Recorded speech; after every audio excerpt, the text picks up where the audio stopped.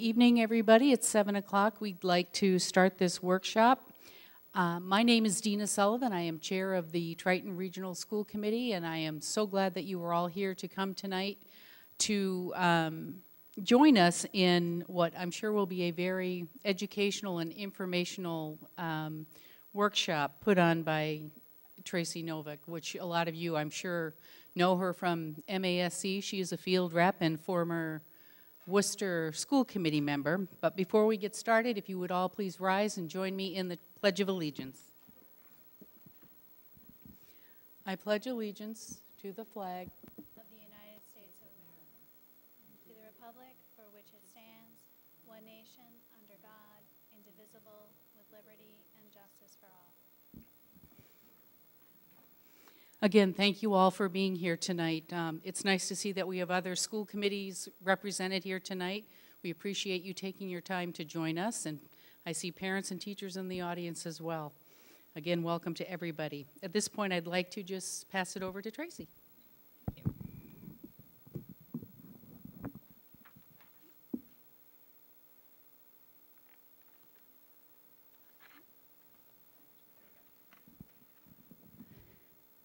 Good evening.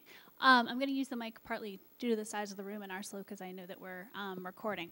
So my name is Tracy Novick, and I am a field director with MASC. I know some of you who are local are probably familiar with Mike Gilbert, who's the field rep for this regent. Usually one has to make a joke about, not believing anything Mike Gilbert says or something like that, so you can take that as a given. My personal region, in terms of where my field is just west of Worcester. I was on the Worcester School Committee, as you just heard, for 6 years. But the other half of what I do for MASC is I am the social media coordinator.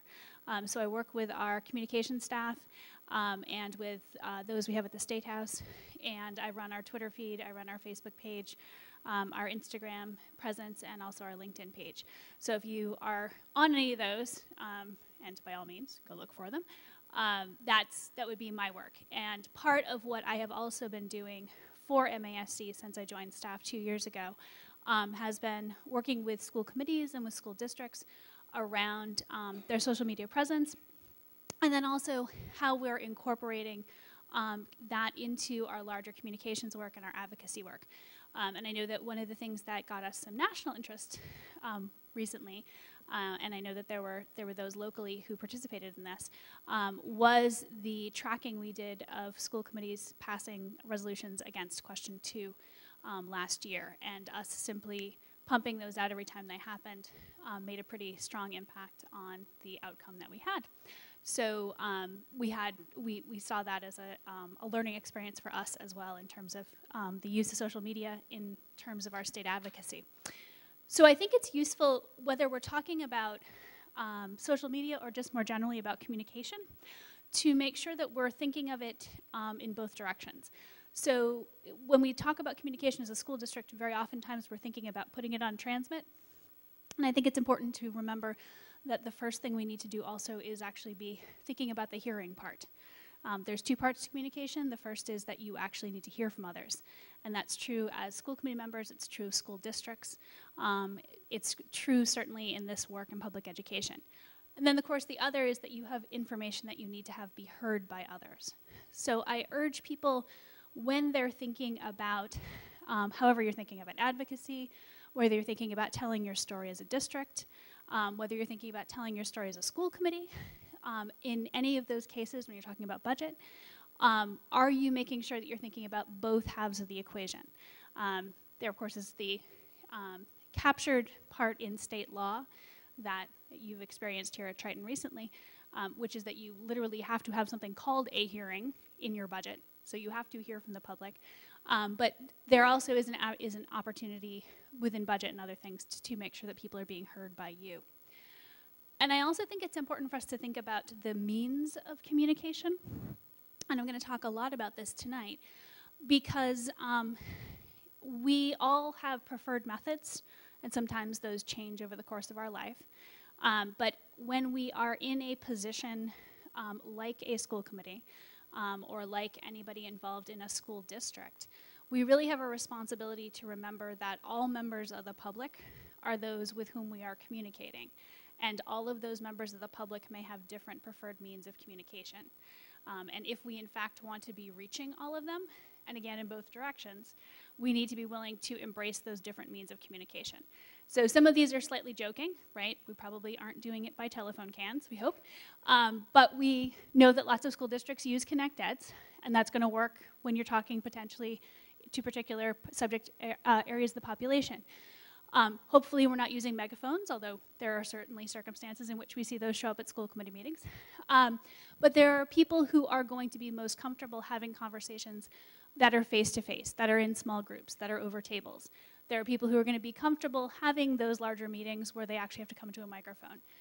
There are people who are going to be best suited to actually having communication via computer, people who are going to receive and transmit information best via smartphone, or even its original use of a telephone. But we need to keep those different methods in mind when we're having conversations about communication, regardless of the message. Because social media is kind of my purview, I always think it's important to point this out because sometimes we think that social media is just that thing that only some people do. I have to update this every time because it keeps growing. This is the latest chart. As of 2017, 81% of United States adults had social media profiles that were active. Now, what they do with it varies widely, and where those social media profiles are also we'll talk about in a second. But that does mean that 8 out of 10 American adults are actually on social media in some aspect. So when we talk about everyone being on Facebook, it's not entirely wrong. This is some Pew research. They do this about every year, so they'll do this again in August.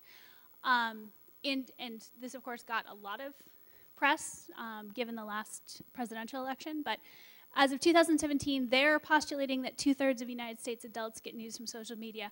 I like to point out, because I like my bar graphs to be honest, it's important to note that that is where the dividing line is between hardly ever and sometimes. So sometimes and often gets you 47%. But then if you look at that in terms of where they're actually getting their news from, 45% of those who they profiled are getting their news from Facebook. And when you think about everything from national and international implications, but also to things like how Facebook sometimes changes its, the way in which it actually sorts things in terms of its algorithm, that can actually have some interesting implications as well, particularly when you are a news transmitting site like you are, right? You have Facebook pages yourself that you're trying to get people to look at. And then it falls down through YouTube, Twitter, and so forth. I don't know about you, but I don't usually think of YouTube as a pathway to news, but it is actually one of those cited most often. So one of the things that I try to stress to people, because we tend to kind of jump onto different kinds of media and maybe think that we can kind of copy and paste, right? So we have the newsletter we've been sending home from school. And we think, okay, well, we can take that, and we can make it a PDF, and we can just tweet it out, or we can just post it on Facebook. Or we can use one of those fun little tools that actually means you can post on Facebook and Twitter and Instagram all at the same time.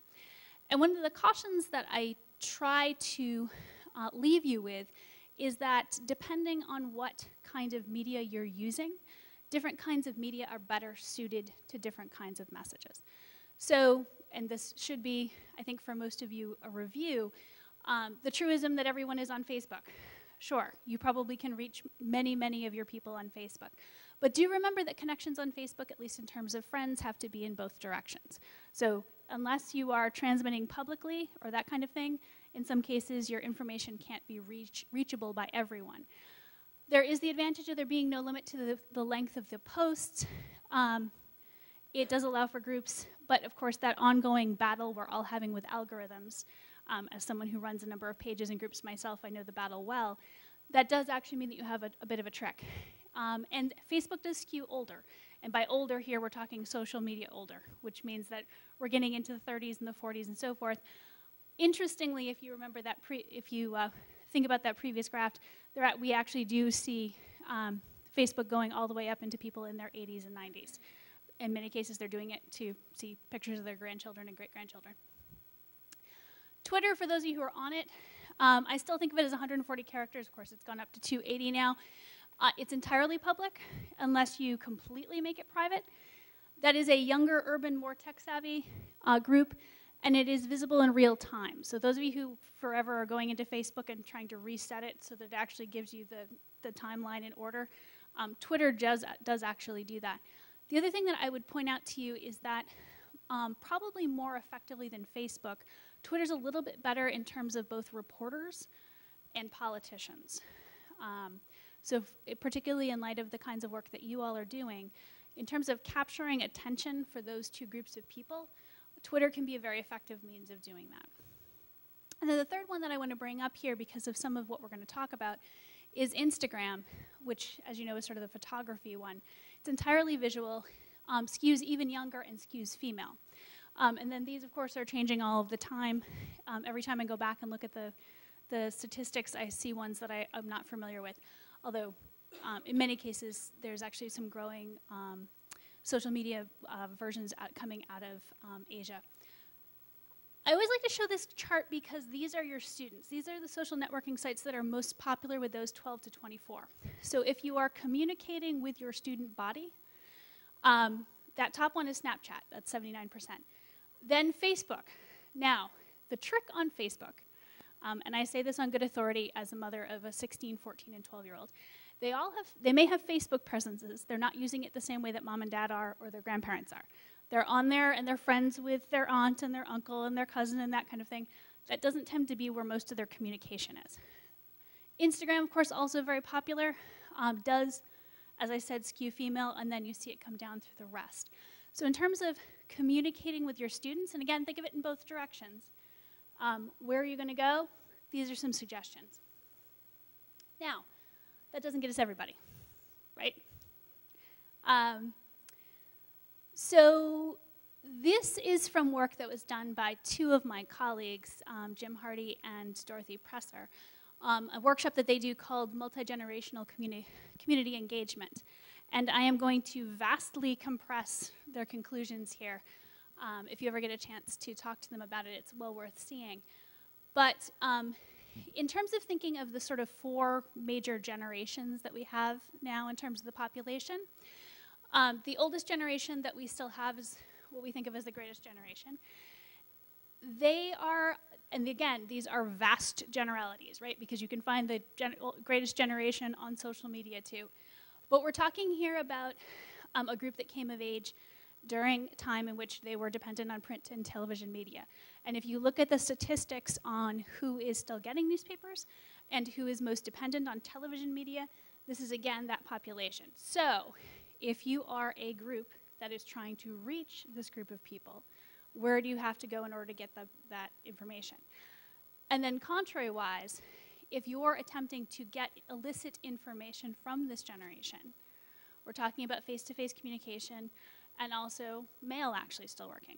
Now, mail isn't going to work for everybody, as you'll see in a second. Then we have the baby boomers. I am the children of baby boomers. The baby boomers are always with us.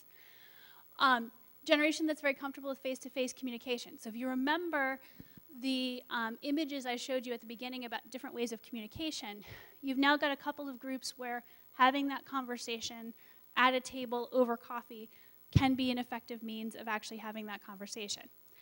Remember, by the way, that this is just as true of legislators and members of the press as it is of your constituents. So we tend as school committees to think of the public, right, whether they vote for us or not, the people who are going to come and vote at town meeting, the people who have conversations about overrides and building projects and that kind of thing. But when you're talking about trying to reach your legislators, they also are generational. Now, they also have staffers who tend to be of a younger generation. So think of it in terms of tiers. Who are you trying to reach and how can you most effectively reach them? Generation X, that would be, among others, me. I'll be 45 in April. Last generation that was taught cursive, for those who think that that's important. But it does say that this is sort of a transitional generation, right? You're moving away from the writing into this. This is also the generation that grew up with the transition to email. Wants to know the source of the information and always expects you to back things up. This is particularly valuable for those of you who are trying to do things like make budgetary arguments, okay? We're talking about moving from, at the beginning, generations that were taught to respect authority and to respect hierarchy, where it's going to be good enough that you are the experts and are telling them that this is so, to generations that were taught to always challenge authority. Okay? So what kind of a presentation you're going to have to do or what kind of information you're going to have to put on the table can vary depending on that. Or you need to make sure it's all there. Which generations are going to actually respond to email versus which are not. You're in a generation that will, we're moving to a generation that won't. Because they're going to expect you to send it by text or by Snapchat or in some other fashion. This is also a visual generation. That's why Instagram is actually at the top there. They also are, in many cases, the reason why visualization is going to be really important, even if you're using other means. If you're using Twitter or you're using Facebook, those tend to be responded to most often.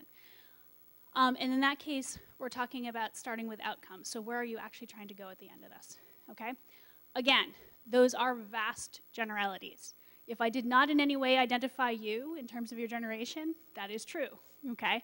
On the other hand, in terms of what people grew up expecting and what kinds of communication are going to be most effective, the point here, honestly, is to not think that you're going to reach everybody by having something sent home via hard mail. Okay, that's going to reach some portion of the population. How else are you going to reach everybody else? Which pieces of the population are going to actually hit your Twitter feed? One thing that I would suggest when you're starting to talk about community outreach is that you start to think in terms of who is actually out there and what are the segments of the population that you can reach in particular ways. So in school districts, we tend to think in terms of the parents who get the information that comes home from the district and the non-parents. But what does that population of non-parents look like? And how do they get most of their information about the school district? Which brings me to this point. You need the medium to suit both the message and the audience. So you need to, in other words, to make sure that whatever information you're giving is actually going to reach the person you want to reach there, so that this is the way it's going. And also that the message is actually best delivered in this fashion. I'm going to give you some examples in a moment, but the way that I talk about it is this. If you post on Instagram and have it set to also post to your Twitter feed, the only thing that will post on Twitter is a link. Someone who lives on Twitter like me is not going to click on your link, okay? The most effective way to post something on Twitter is to actually have the image there. So depending on what audience you're trying to attract, you need to think about where it's going to go. Is your newsletter best expressed by simply having a link someplace, or is it best expressed if you actually have the image of it someplace that people can get to it? What kinds of information are best expressed this way? This is a conversation I have with a lot of school committees around budget. We're very familiar with thinking of budgets in terms of spreadsheets. Budgets can also be expressed in terms of charts and graphs and narratives. What kinds of changes have you seen over time? How do you tell your story most effectively? And again, while this isn't generational, we also know that there are people who get information best in different ways. Do you get information best in words? Do you get it best in pictures? Do you get best in numbers? For most of us, it's some combination of those things. So think about, if you have changes over time, can you effectively share that information through these different means in different ways? Now, I've intentionally actually left this slide blank. There's nothing else to it. But this is the thing, there's really two things that I want you to be thinking about this evening as we're having this conversation, and then also as you're moving forward from this evening. This is a two-part question. What do you need to hear from whom? Thinking again of that being a conversation in both directions. Which are the groups out there that you don't hear from? What are the groups out there that you do hear from? And what kinds of information should you be gathering from them? So in many cases, we're talking about school districts, right? Are you actually having conversations with your students? Who's having conversations with their students? Are you only having conversations with the same groups of students? Because there's always the usual suspects. You need to hear from teachers. Again, is it the usual suspects of teachers, or is it all the teachers? Parents. And then also start to think outside of that. Now, in terms of the conversations you've been having locally, the conversations you want to be having with the legislature, in the discussion that you also are having around regional school transportation, there is a cross linking that probably needs to be taken on at the state level in terms of being able to connect with other regions that are doing the same thing. What kind of information do you need to be gathering, and then what's the most effective means of doing that, okay? Obviously, you've already had some work on that, particularly in Triton, where I found your Facebook pages. You're working in terms of the community, but also is there outreach that can be done beyond that to the other regional school districts, and how do you most effectively reach them? I would suggest email to start with, but there are other ways of doing that. There's also, I know, some Twitter feeds that have already been sent up.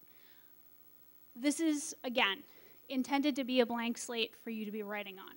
And then the contrary-wise question is, what do they need to be hearing from you? And then how do you most effectively share that?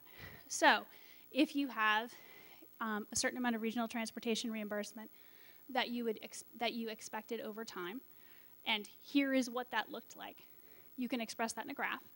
You can also express it in narrative, right? There are things that you have lost over the course of the number of years that you've lost things. Those are things that are very effectively shared with legislators, but also putting those stories together with the other regional school districts, and also making sure that when you tell your story to your district, to the community, that they're understanding it in terms of that as well. So it's easy as a regional school district, I think, when people talk about transportation, for people to think that that means buses, which of course it does, but if you're paying for the buses, what are you not paying for, right? What have you lost? So here are some examples that I just pulled within the last week. These are all social media based, just because that's an easy thing to grab from. I could also have done this in terms of newspaper articles, in terms of radio stories that I've heard, and even a few television ones. But one thing that I think that we don't necessarily always remember as people who are very steeped in school districts is that for people who don't have children in the school system, the school district is those yellow buses that block traffic. They're the buildings that they drive by and have to drive really slowly. And then it's the once-a-year hit at town meeting where they show up and ask for millions of dollars. You need to make sure that over the course of the year, people are seeing more of your school district than that. So this example, for example, is from Mendon Upton. This is actually a video taken from Twitter. This is their preschool, and they're sounding out work, okay? Are you gonna hit everybody on Twitter? No, you're not. Are there people who are gonna see this, maybe, who either cover Mendon Upton in the newspaper, or who are otherwise involved, who didn't necessarily have a picture in their mind for Mendon Upton, who now have preschoolers sounding out words? Yeah, possibly. This is Westport. They have a Facebook page. And this is their fitness stations for 3rd and 4th grade. There's actually a lot of stuff going on around the Olympics right now in gym classes, I can tell you. So again, who's on Facebook? Well, everybody's on Facebook, right? Is it easy enough that you could be talking the next time the town gathers about, hey, you know, you should really know what's going on in our schools. If you're interested in seeing it, we have this sort of thing posting. This is Mount Greylock. This is their senior portfolios. I thought that was really cool from their art teacher. Springfield, of course, Springfield has the advantage of actually having staff, but I had to post this little one here at the bottom. This is actually a whole album that they posted because they had an exhibit actually come into the school and do a presentation. But again, images capture things in a way that, photos capture things in a way that you can't otherwise. This is Westboro, and here they're actually having their high school students were volunteering at one of the elementary schools over the weekend. And then this one I think is particularly interesting because this is about East Hampton High. It's a Mass Live article. Mass Live is online news, but they coordinate with the Springfield Republican. So this is actually a news article that's getting shared through social media. There's almost a double hit there. So again, this is not to say that you're not doing this because you have a Twitter feed, you have a Facebook page, but what kind of information are you putting out there, and how are you telling your story, and how are you making sure that to all of your constituent groups, to your legislative delegation, to your parents, but also to your towns, that you're more than just the yellow buses and the once-a-year hit at the town meeting. And there's lots and lots of examples of these out there. So I did some poking around, and this is not everything, but I asked myself and would ask you to ask yourselves, what media do you already have and use? And then whom does that media reach? Now, I can guess some of that, but of course this isn't my district, so I don't know all of this. Obviously, you have a web page, okay? The danger with the web page is that people tend not to go back to the web page unless they're directed there. So, I mean, I'm a parent. How often do I go to my district web page? I mean, maybe, well, I don't actually, because I get them as a text message from the Twitter feed, not even snow days. I mean, if I'm trying to remember what the school calendar said and have lost the one that's on the side of the refrigerator, I mean, so that is the one danger of web pages, is that people tend not to go there unless they have a need to go there or they're directed there. So that it is a good thing to have because it is a place on the internet people need to go to. You have newsletters that go home, okay? And I noticed that they're posted as PDFs on each of the district websites.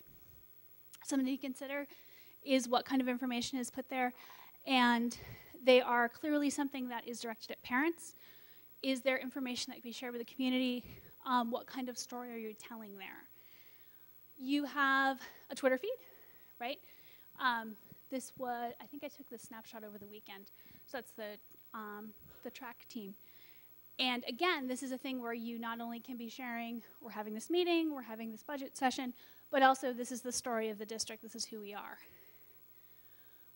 I noticed that Newburyport covers you, the Daily News. Think about, particularly as school committee members, relationships with reporters.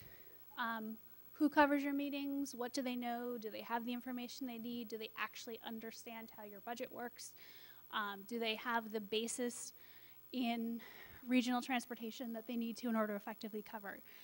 I would say, both as a former school committee member and also in the job that I'm in right now, having reporters have a better understanding of basic concepts in education, and that's true when I'm hounding them about accountability standards too, is actually to everyone's advantage, right? Because they are the people who then turn around and try to explain this to everybody else. So it's in everybody's interest for them to get things right. You have school committee meetings. And I don't think that we necessarily think of them as this because they are business meetings. And you want to make sure that you don't turn them into entirely dog and pony shows. But they are a public session. You do have them on television. You would be, well, no, actually you wouldn't be amazed, but I was always amazed by the people who actually would come up later and say that they had watched them, often on repeat or reruns. But this is another chance for your district to tell its story.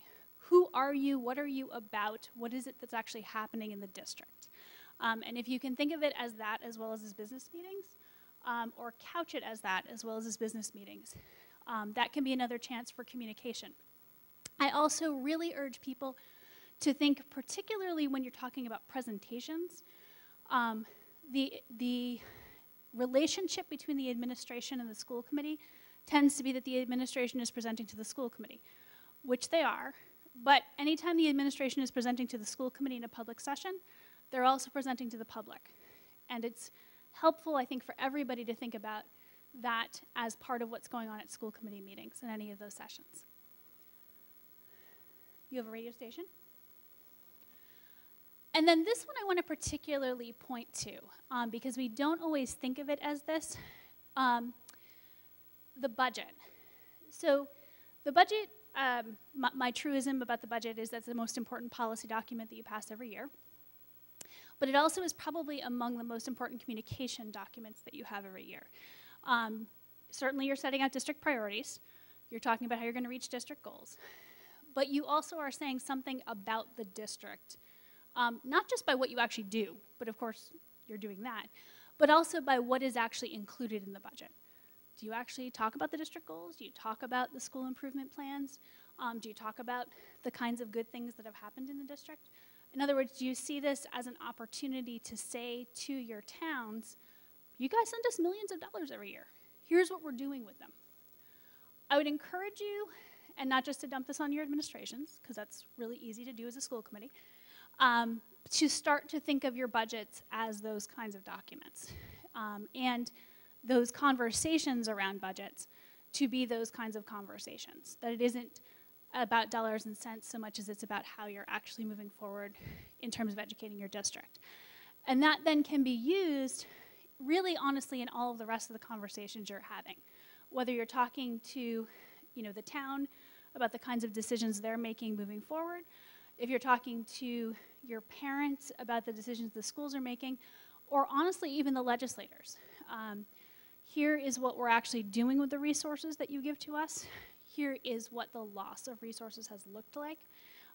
That is a story that you're telling in your budget, and having it available in your budget makes it something that is much more easy for you to resource, and also, honestly, those staffers that we talked about earlier, if they know that they can find this information in your budget, it makes it a resource that not only school committee members are using. So I'd encourage you to think about it in terms of that. And that is all of the presentation I have for you, but I am happy to take your questions or what else you want to know. Yes? So do you think there's... Hi, my name is Tina Dordzis. I'm a school committee member of Triton.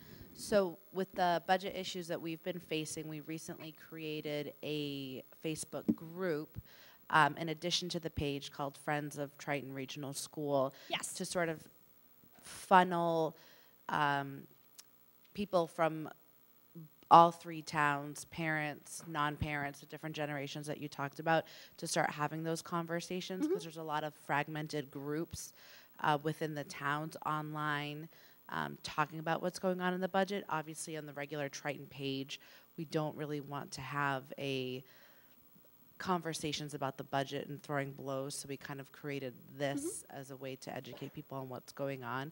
So do you think there's a benefit in doing groups over pages, or is that diluting from the Triton page? Because pages and groups run differently in terms of their algorithms. Yes, and that could all, of course, change tomorrow, right? Where we all live and die by the whims of Mark Zuckerberg. I think, so first of all, I think that your decision to create a separate spot is a good one.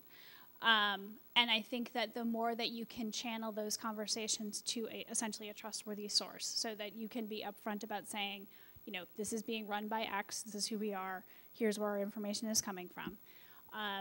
That is all useful, particularly if you think of it in terms of the school committee members probably all kind of living on those other town pages and being able to channel traffic back in. Page versus group. I think it probably, my decision on that would be based on the level, honestly, of vitriol that you anticipate happening in the conversation. You have a little more control over things as a group, because if need be, you can banish people. You can block people from your page, but it's less effective. So I think of pages as being more sort of transmit, although they do allow comment. I think of groups as being more an invitation to a conversation. So I think that if your thought is we're inviting people to a conversation where we're the hosts and can provide good information and get better information as people need it, then I think that probably the way you have it set up is the best option. The one thing I would do is continue to remind people that they want to change their settings so they always see your group posts appear. Yeah. You're doing good, by the way. I was looking at that this afternoon. Yes? So one of the questions we had is, Music. Annie Cameron, Manchester, Essex. We talked about possibly having a school committee page, and our fear is that we don't conduct business in social media. Yes. And we're concerned about there's a certain contingency that's trying to kind of hijack their narrative. And so how do you, I'm hesitant to even go there, because we do have town pages where sometimes things go off the rails. Yep. But we've kind of stepped back and let that happen because you can't censor. Yes. So can you talk a little bit about that? Sure. How many people are on your committee, first of all? 7. Okay, so quorum's 4. So I also served in a 7-member committee. The reason I asked the question is if you serve on a committee of 18, this starts to be less of an issue. First concern is always you want to make sure you don't violate the open meeting law. So you don't have 4 of you jump in on a conversation. That also means that you don't have one person comment and 3 people like it, or one person comment, somebody else agree, and people like each of those comments, because you still can easily violate the open meeting law that way. That said, I think that depending on the relationships on your committee, if this can be something where there is somebody who this naturally tends to gravitate towards this. This is something that they already were doing, they already were trusted, they already were there, any of those kinds of things.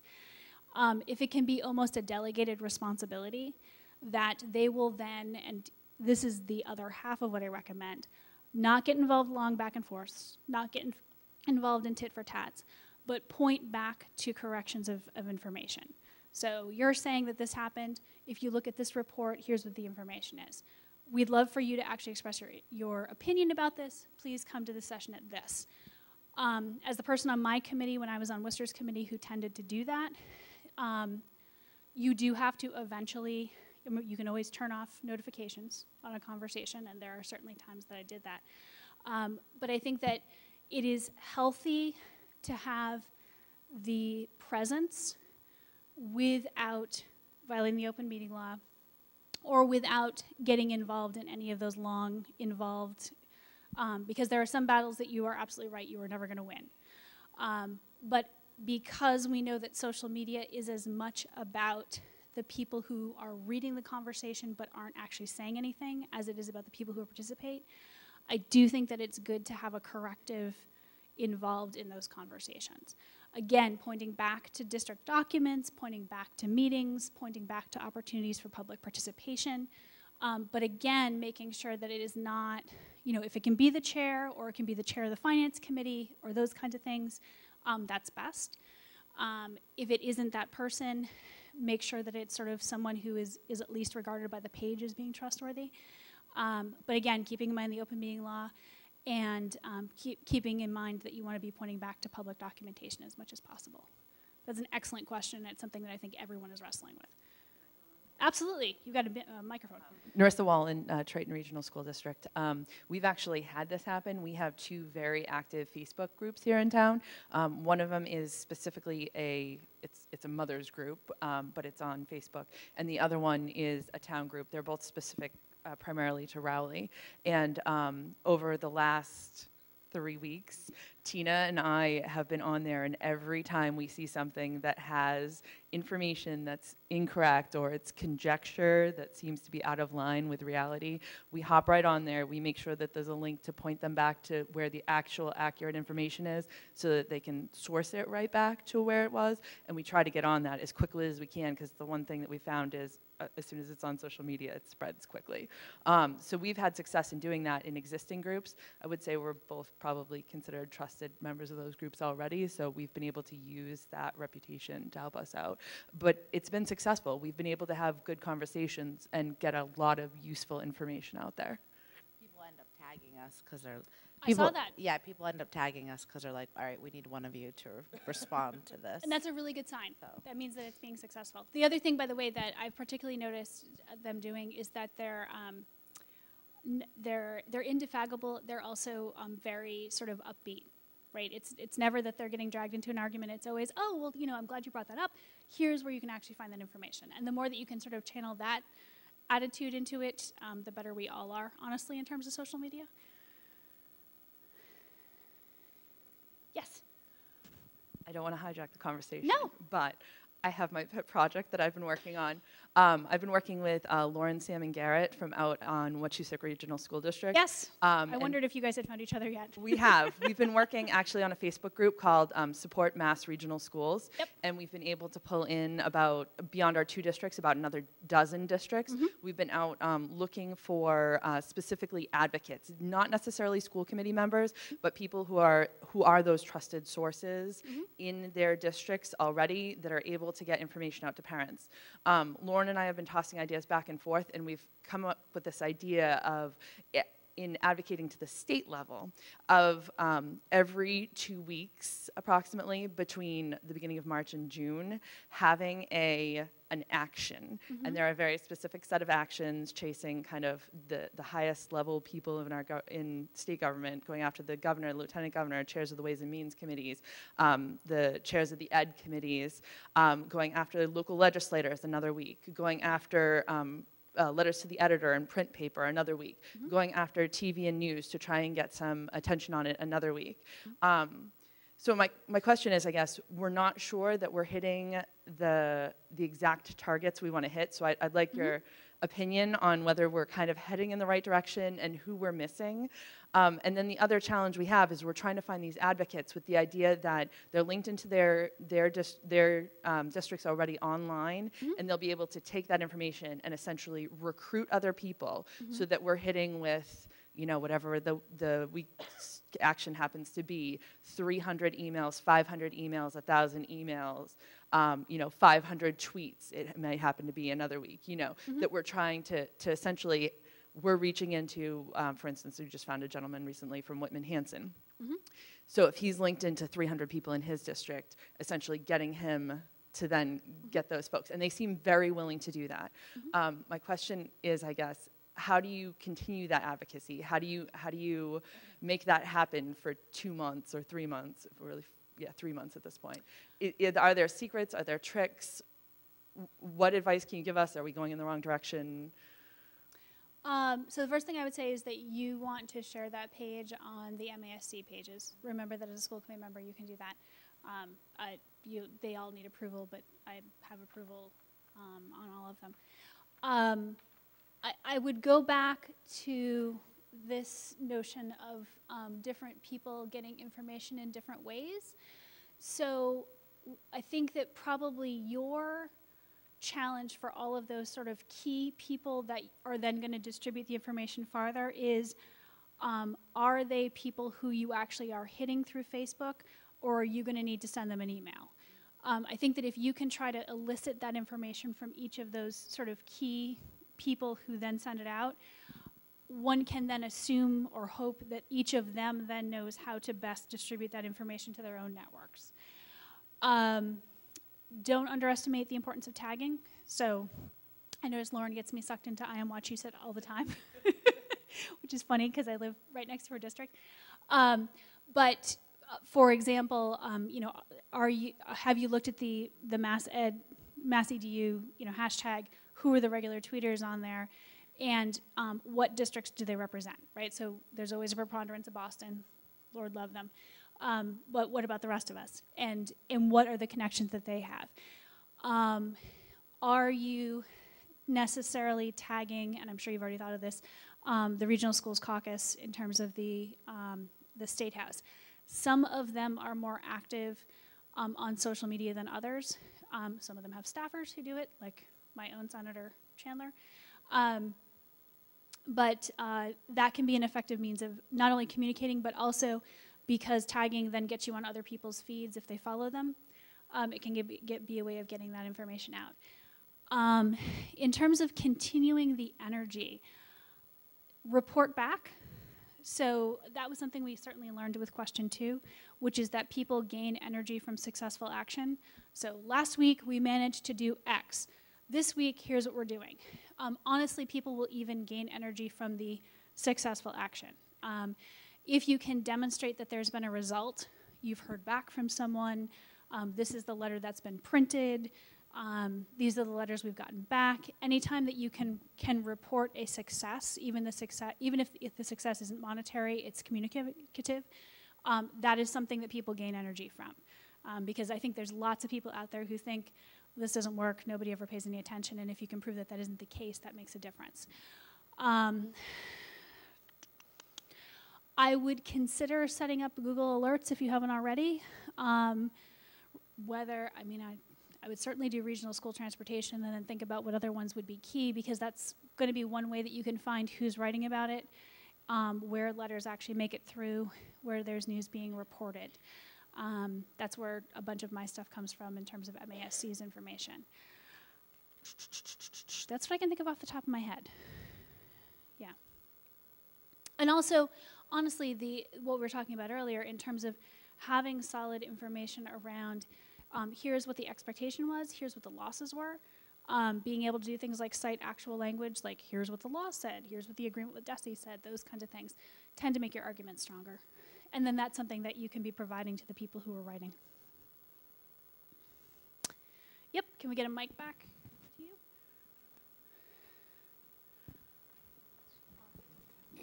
I'm Monique Grealick from the Triton School Committee. I'm thinking more in terms of how to reach that greatest generation Sure. and the boomers like myself and people that no longer have kids in school will not likely support an override unless they have a lot of information. Yep. And my question is, what is the best way to reach these people? If it's a newspaper, who should write the letter? How should we frame a letter to the newspaper? Should we write a column? Should we go to senior centers, housing authorities, libraries? How do we promote this override if we have to go that way? So Or how do we promote voting for a budget at town meeting that probably won't be all that palatable? I feel like those are two different questions. But yes, so absolutely, when you're talking about greatest generation and baby boomers, the notion of face-to-face conversations is hugely important. So as much as, like myself, I would never go to one of those meetings, I wouldn't, unless I was running it, that is something that actually can be very successful because that is a form of communication, again, vastly generalizing, that tends to work pretty effectively. So yes, senior centers, the housing authority, wherever you actually can hit groups of those people. Now again, that's one where the more you can make the schools real to them is important. And I don't know what that looks like for every district. I mean, there are districts that have regular relationships with whatever the local elementary school is, and they, make Valentines together, and they have concerts that come together, and those kinds of things. And I don't have statistics on what that then does for overrides, but that means that those adults have an experience with the schools that's personal that they wouldn't necessarily have otherwise. Particularly now that we don't have in every district extended families that stay in the same place forever. I mean, it used to be you could count on grandparents having a connection. The more you can try to reestablish that kind of relationship with the schools, the more effective it is. In terms of newspapers, the first thing I would say is who's your education reporter or who's the local news reporter and what kind of information do they have and how trustworthy are they? Because if you can make sure that the reporting is not only accurate but actually answers the kinds of questions that are in there, that's a good thing. Letters are not a bad idea. Editorials are also not a bad idea. As much as we talk about nobody believes editorials, again, it depends on whether or not you actually trust authority, right? The editorial is the voice of authority in a newspaper. I tend to assume that it's wrong, but there are certainly those who would assume that it's right. And again, that has to do also with the political leanings of the newspaper. In terms of columns and that kind of thing, yes, you can certainly write it, and writing it as a school committee member, and also if you can try to match it to whoever the audience is. So if you're appealing to parents, having a parent write one. If you're appealing to a generation that doesn't have kids in the schools, having that be the experience. And trying to answer whatever the questions are that you think that group would have. So the concerns of people who have children that aren't yet in the school system are going to be different than the concerns of those who don't have children in the school system and maybe are more concerned about the tax base or the resale value of their house or those kinds of issues. And so I would attempt to sort of step into the shoes of whoever it is that you're most concerned about and do it that way. I wouldn't necessarily neglect the other means of social media and so forth. I mean, my mother uses Facebook largely to keep up with grandchildren, but that doesn't mean that she hasn't liked her local newspaper and isn't getting information that way. Also, and you don't want to do this unless you have to because it's expensive, but you're talking about a generation that doesn't just throw direct mail in the recycling. It actually gets opened. So, if push comes to shove, depending on what it is that you need to do and what the outlay is, there are people out there who will open the mail or who will look at the postcard or whatever it is. So that is not necessarily a waste. Again, much like any of you who run political campaigns, you want to target your audience, right? Who are you mailing it to? Who's actually going to recycle it? Who's going to read it? Does that help? Linda Lukovsky's Triton School Committee. What about students? Students are the ones who are going to be most affected by losing teachers or Yes. programs. What about getting them involved in writing letters to legislatures or to selectmen or things like that in the community? Did you have any students testify at the hearing? Yeah, okay, so absolutely, I mean, so the voices then are already out there. And again, walking that line of encouraging advocacy without misusing authority, there is absolutely no reason why they can't be doing that. When we do, for example, when we do Day on the Hill, when MASC does Day on the Hill, every person is encouraged to bring a student with them. They're usually the most effective advocates. In that case, I think that maybe you want to play to their strengths. They are the most effective storytellers of what their personal experience is in school.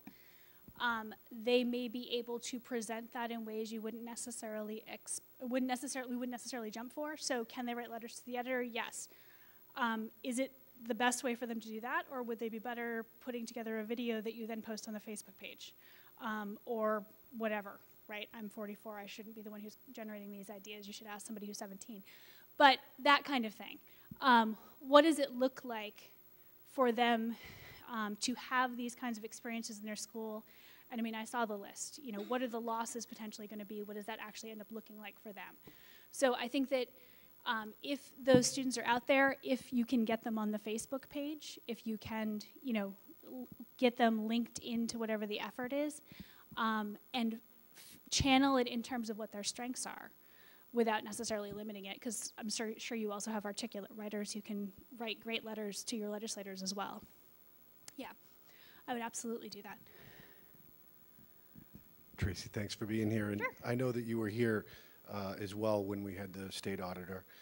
And coming out of that meeting, we got, I think, universal agreement from all the legislators that were here that they would fight for a goal of 75% or more in terms of the circuit breaker, a goal of 100% regional transportation reimbursement, and a goal of, in this particular budget cycle, better per pupil aid.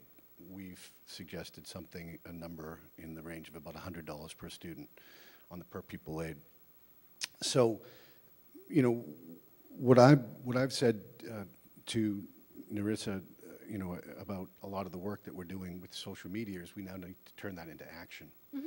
And I think the most important action is direct contact to the legislators. Mm-hmm. And so if what we heard from the stage that night is a lot of it will depend on where revenue numbers are, mm-hmm. where they're trending. And we could be hopeful that they continue to trend in the right direction, and they look pretty good. Mm-hmm. So I think the key critical element is turning that into action. Mm-hmm. Picking up a phone, going to the State House, knocking on the doors of the legislators and saying, we need this. And when I just mentioned those three things, we're 0 for 1 right now, unfortunately, because the circuit breaker didn't go our way so far. But just the per pupil aid and the regional transportation, we're talking $500,000 to this district, mm-hmm. if we could get that. It's critically important and needed. And that's not to say that it isn't in a lot of other regional districts across the Commonwealth.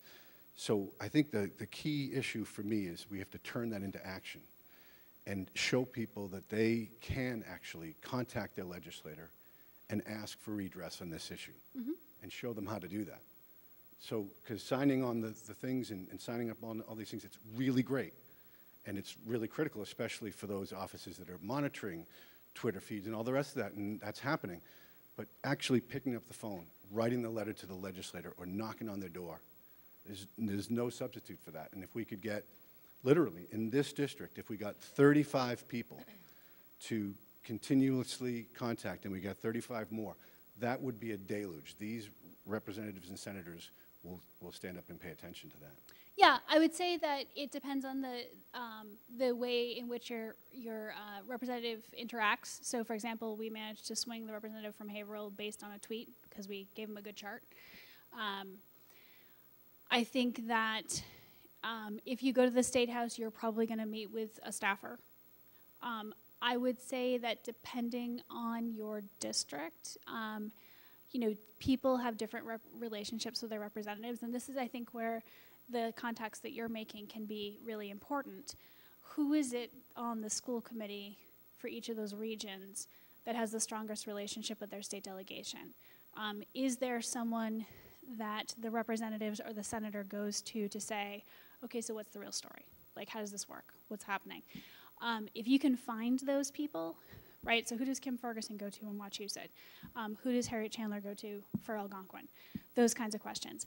I think that then, honestly, is the most important thing. Because one of the things we say in MASC, there's 40 plus members of the legislators who are former school committee members. Every state rep is always looking over their shoulder.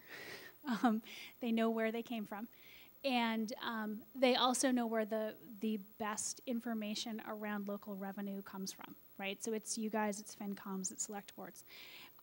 So whether it's that you have a letter writing relationship and that may be how it gets started, or there actually is someone who already has that relationship with their legislator, that would be what it is. Because you're right that having the legislators agree to something is one thing. Having them be the key person who's actually going up there and taking the fight to the leadership is a whole other mess, right? And what you need is that transition. You need somebody to flip the switch from, yeah, I'll absolutely vote for this. I'll even sign my name to a letter calling for it, right? Because those circulate.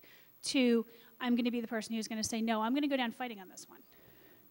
Exactly. Well, not only file the amendment, but, and this is what happens in the House, I'm actually going to be the person who's not going to withdraw the amendment, because those happen, and in particular in the House.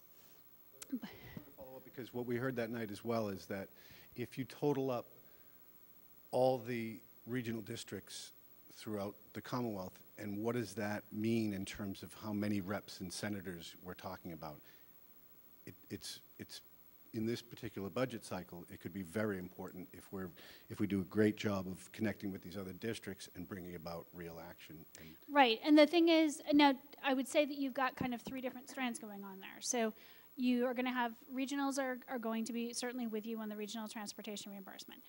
Remember, that means nothing for municipals. It means nothing for the VOTAX, unless they're the regional VOTAX. And there are still municipals out there who remember that there was a time at which they were supposed to be getting reimbursement too, as of, I think it was like 1984 or something like that. We never got that.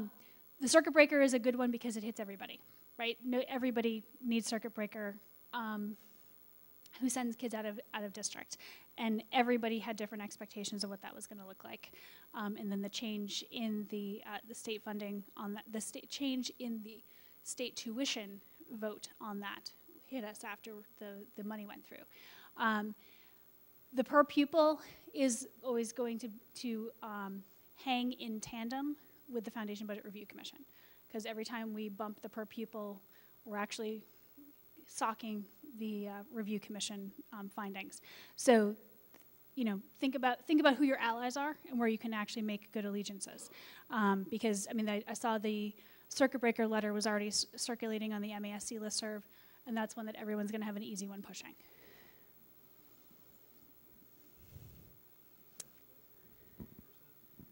40, not 40%. Yes.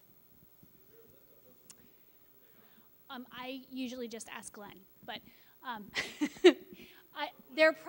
think Glenn probably knows most of them. Yeah, I think that we probably could generate it if necessary.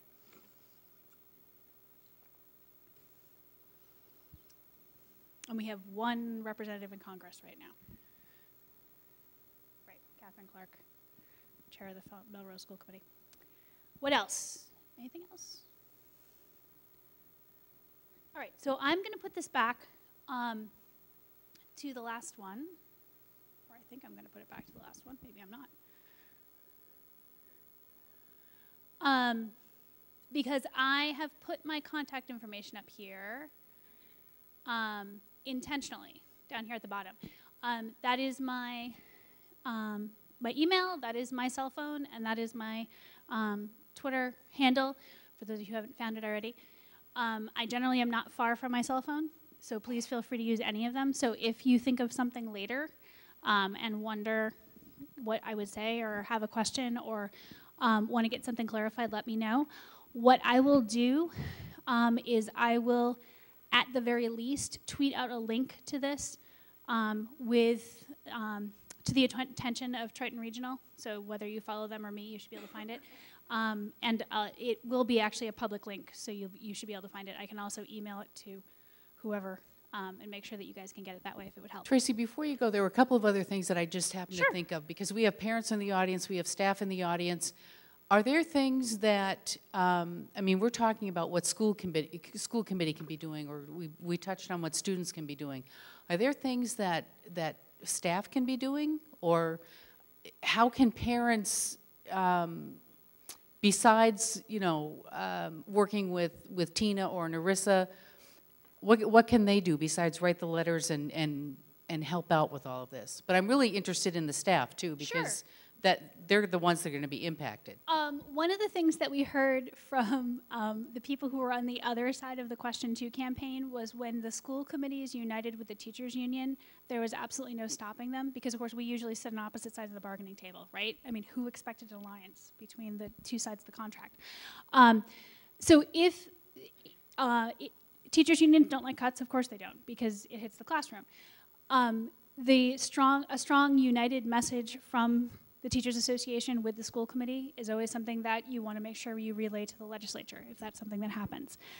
As individual staff members, what have the cuts that have already happened meant for your teaching? What has it actually done to your classroom? What has it done to your students? What are the impacts that you've seen? Those are stories that are very effective, in particular to tell the legislators. I think that I taught for a number of years before I had children. They're not the kind of stories you want to tell the parents, right? Because you don't want to scare parents about what's happening. But telling them, the legislators, and saying, look, you know, I go in every day. I work very hard. Here are the things that I am doing over and above, because we all know that teachers are. But here are the things that have been unavoidable, that I have not been able to overcome, or that I am seeing happen around me or to my students as a result of the losses that we've already incurred. I've noticed that one of the things that you've had in part of your presentations is that you've had changing demographics in terms of the student body. Talk to them about that, because I think, and this is an easy thing for me to say in Worcester, everybody looks at Worcester and says, okay, you got a lot of kids who don't speak English, you got a lot of kids who are poor. Nobody expects that here, okay? And I'm willing to bet, much as it was a shock, I know for some of our city councilors to realize that when we talked about it being 77% free and reduced lunch in the Worcester Public Schools, that meant that 77% of our kids were poor.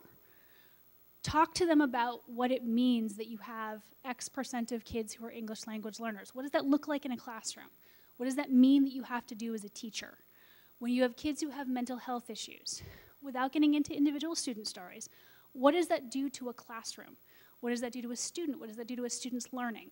Because those are the kinds of things that legislators don't necessarily know, but they're the kinds of stories that they need in order to both be able to vote and advocate effectively.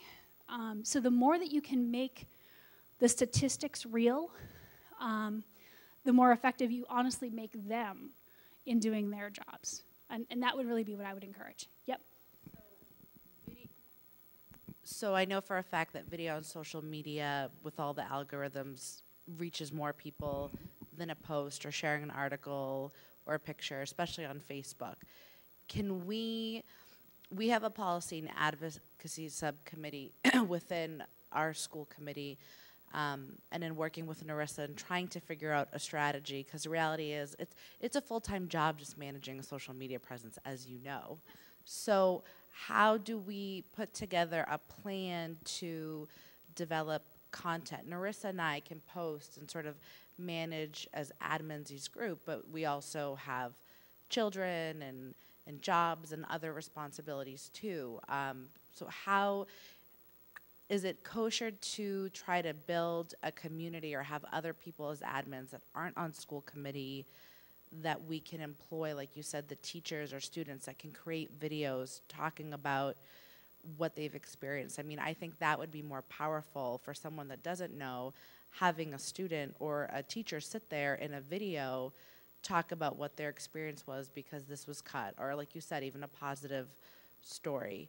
I mean, from a school committee perspective, I don't know if there are lines that we can't cross in sharing those things, because I can think of all those ideas too, and that sounds great, but I don't have the time to sit down 20 teachers and students and produce a video and make sure that it's approved and then get it out to everyone. Like, that in and of itself, I don't know, like, I'm tired. No, so the answer is that you want people doing things as individuals, and you don't want to be using school resources. So no school computers, no school Wi-Fi, no school phones, no any of those. In terms of students, you need to follow the same protocols that you would follow that teachers are following already, one hopes, in terms of social media. So you need parental permission in order for a student to be able to appear. Most people have policies around how students can be identified and so forth. But I would say the more of that can happen off school grounds, out of school time, you want to be migrating it in that direction so that students are getting together someplace else and having a conversation around, here are our losses, here's what that looks like, that kind of thing. That's a different conversation than the here is our story as Triton Regional School District, and here's what the preschool classroom is doing. Because that's something that can be happening in the building that teachers can be doing, again, following the protocols around identification of students. But when you're talking about budget advocacy, you want to make sure that you're separating the line. So can a teacher sit down and do a video that says, you know, here's what it's been like for me? Absolutely. Can they be part of your group? Can they post that? Just from a sort of particular, I would make people moderators, which means that you can always pull them back off again. You can always delete their stuff. Keep yourselves as the admins.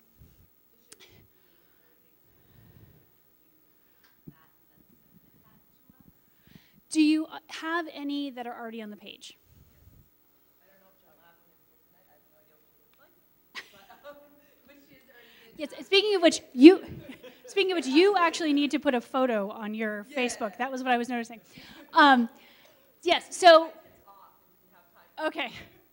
So the answer is that yes, you already do, and then you obviously then already have a pathway to other teachers and so forth. So I think that you can also post something on Facebook that in the group that says, hey, we're looking for people who can have these conversations, you know, either DM the group or comment here if you're willing to do it.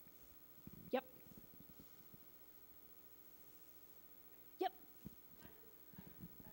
So I'm Pam, I'm the superintendent in Manchester, Essex. My question is continuity of message if you have all of these groups going in all of these different directions and doing different takes with different teacher groups and kids, and how do you differentiate and keep continuity in the message and hit all the boxes that you're talking about? So I'm separating this out as you've got a couple of school committee members who have gotten together with other parents in the community and are advocating partly in their role as school committee members, but also in their role as parents. I would say that for your district page and for your district Twitter feed and that kind of thing, this is why when school committees get in touch with me and say, hey, should we have a Facebook page? I say you should have a district Facebook page. You shouldn't have a school committee Facebook page. Because as a school committee, you're individuals except when you're speaking as a whole. So then you're talking about whether it's the superintendent, or someone on the superintendent's staff, who is actually the person who's essentially in sole control of the messaging there. What you then choose to share, I've noticed that districts tend to have kind of different tones. There are clearly district feeds that are run by individuals. The most flaming example of this is Fall River, of course, which you can't mistake as being anything other than Matt Malone. But not everybody quite has that personality. Whether there also are superintendents that are choosing to do it under their own name rather than do it under the district, and that can be, I think, a personal decision. There are some that are very strong in terms of, you know, I went out into the classrooms and here are the great things that I saw. And that can be a really effective means of sort of saying, we're more than the big yellow school buses that ask you for millions of dollars. The Facebook pages, I've noticed, some have actually encouraged the individual schools to set up pages and then sort of reshare from there. But what I would say is you want to maintain that, and yes, it's an extra thing, but as an administrative function. And I think that can be a conversation that you have with the school committee around how is it effective, what is the school committee as the ears in the community hearing people are missing or want to see more of or are finding particularly interesting or useful. But I also really encourage people to use it not only because it's fun to post videos of the preschoolers, but put your budget charts up there, put your budget presentation up there, put the video of the, you know, all of that kind of stuff. Make sure people know when there are hearings and meetings and all that kind of stuff so that because it automatically appears, we hope, algorithms being on our side, in something that people are already looking at, it ends up being more effective than the website. The other thing I know that is that a lot of districts have a function where their website automatically will post to social media when something new goes up. Just make sure you take a look at what it looks like once in a while so it's not just a weird link that doesn't have any reference. But that would be what I would say. And for school committee members, if you have a social media presence as an elected official, that is entirely kosher. It is your voice as an individual. Make sure you don't ever pretend to be speaking on behalf of the school committee. But when it's not campaign season, that can be another place to say, we're having a budget hearing, or, hey, I've seen a lot of questions about X. Go look at this for that information. But don't, use that information because, again, actually you want to keep your traffic up on those Facebook pages because eventually you're going to be running for re-election. So use it, convert it over. Use it for that. Yep. Julie Reardon, also Manchester, Essex. Do you have any experience with Facebook pages that are set up in order to be negative? And is there anything that school district or school committee members can do other than nothing about it? Good question. You want to give them oxygen. Right. Yes. I do actually have very personal experience with this. So the line is exactly that, right? Which is that you don't go post, you don't tag them, you don't engage in that way. You do, however, have to keep an eye on what they're doing because the story that they're telling is one that other people are hearing and you need to know what the story is. That is when you have your own presence and without referencing it, you say, here's the actual story. So if they say X, Y, and Z happened, or they're going to do this with the budget, or this is the story, you make sure that whatever the real story is, if it isn't something that is a personnel matter, because those always seem to go into this person got fired for this crazy reason, and then you're just stuck. There's nothing you can do. We all are. But if it is something where you actually can say something, and again, use your judgment. Is it one that's blowing up? Is it one that's not? Over the weekend, MASC's page was getting attacked, and I was freaking out, and it turned out not to be a big deal. So those things happen. But I would say, unfortunately, as much as we all just want to pretend it's not happening, you do need to keep half an eye on it. If it's something that's either blowing up or is a story that is easily refuted, without referencing it, posting the other information gets the rest of the story out there or the actual truth out there. Yep.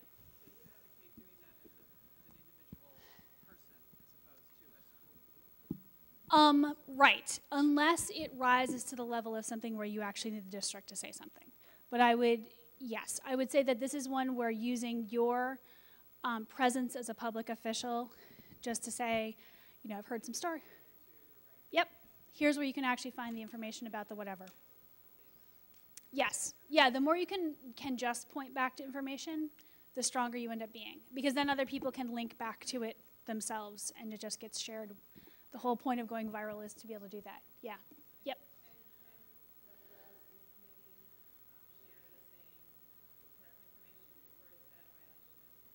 No, I mean, I would put it your own way. But I mean, presumably, there's someone who is actually keeping track of it who goes and says to the other ones, oh my gosh, they're doing it again, right?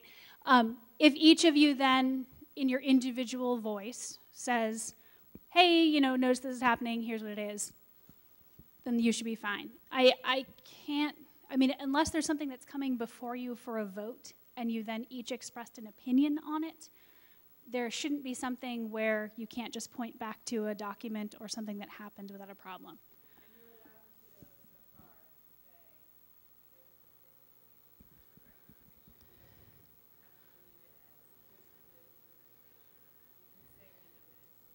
Yeah, there's a story going around. Yes. Yep. I've gotten some questions, right? Any of those nice general statements we use as public officials that say, I got a phone call and it was really loud.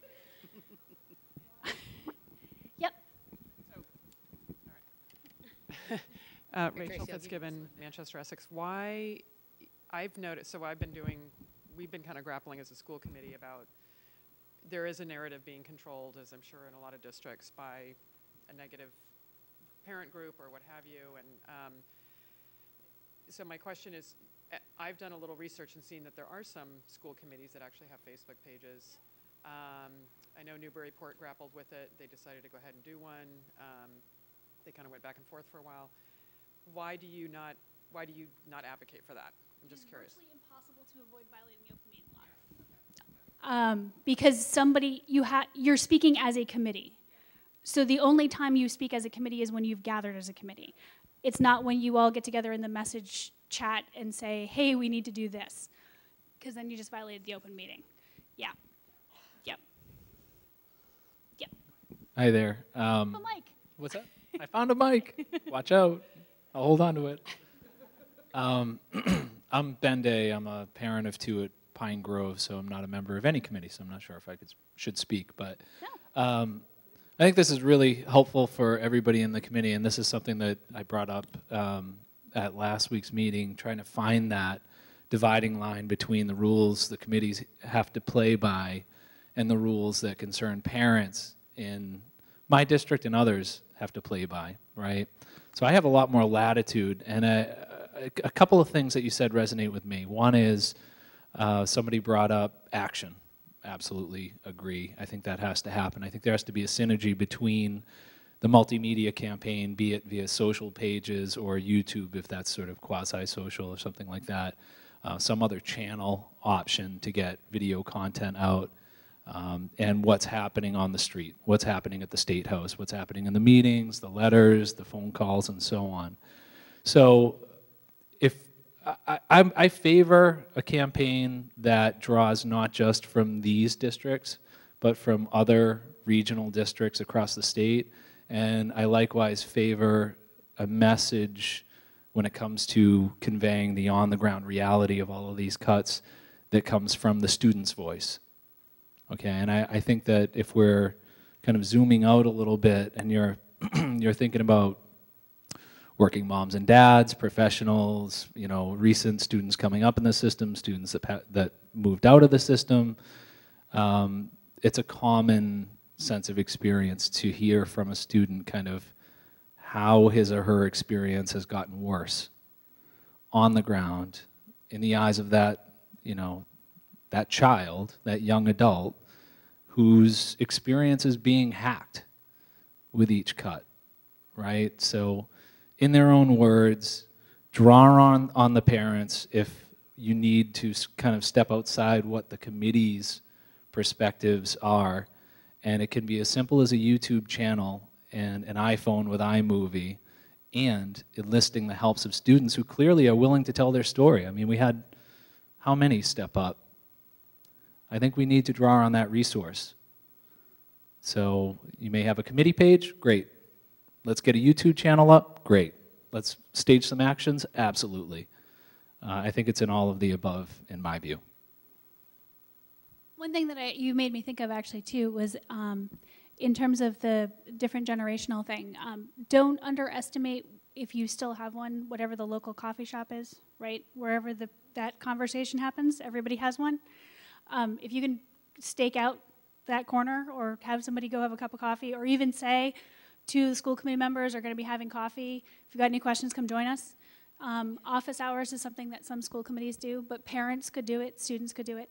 But that's another way of getting, right, whoever it is that always is there at whatever time, think about doing that too. Remember also that regional districts go all the way across the state. So the Berkshires have their own things that they're grappling with above and beyond regional transportation.